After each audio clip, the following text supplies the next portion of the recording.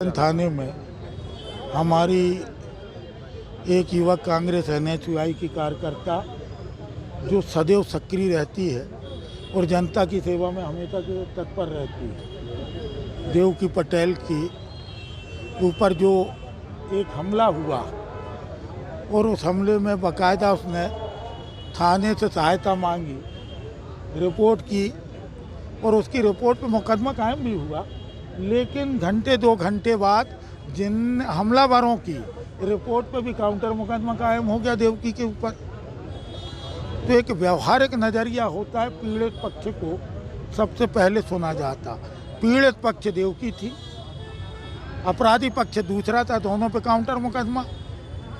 तो ये पुलिस की कहीं ना कहीं इसमें निकम्मापन था, कहीं ना कहीं पुलिस की कार्रवाई पर प्रश्न चिन्ह लगता है कि आपने कुछ ले दे के तो नहीं इस मामले को सेटल कर लिया।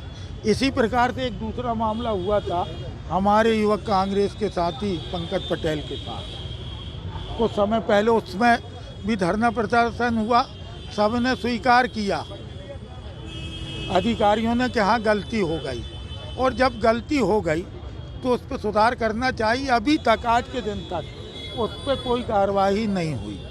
तो ये दोनों चीज़ों पे पुलिस अपनी कार्यविधि पे सुधार करे, ऐसा आज हमारा आग्रह था, चेतावनी के साथ था।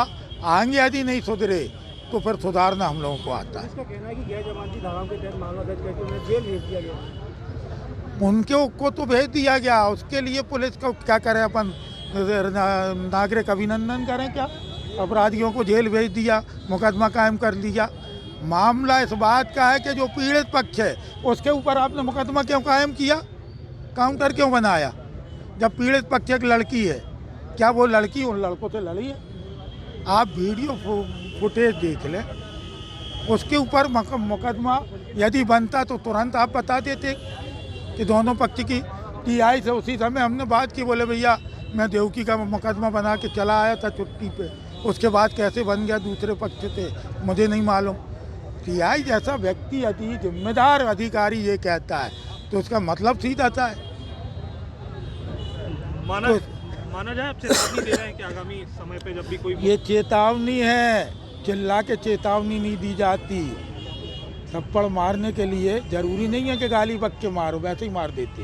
आज लॉर्डगंज में एक एनएसयूआई संगठन के कुछ लोगों के द्वारा उपस्थित होकर एक ज्ञापन सौंपा गया है। इसमें उन्होंने उल्लेख किया है कि लॉर्डगंज थाना क्षेत्र में अपराध बढ़ रहे हैं और उस पर कार्रवाई नहीं हो रही है।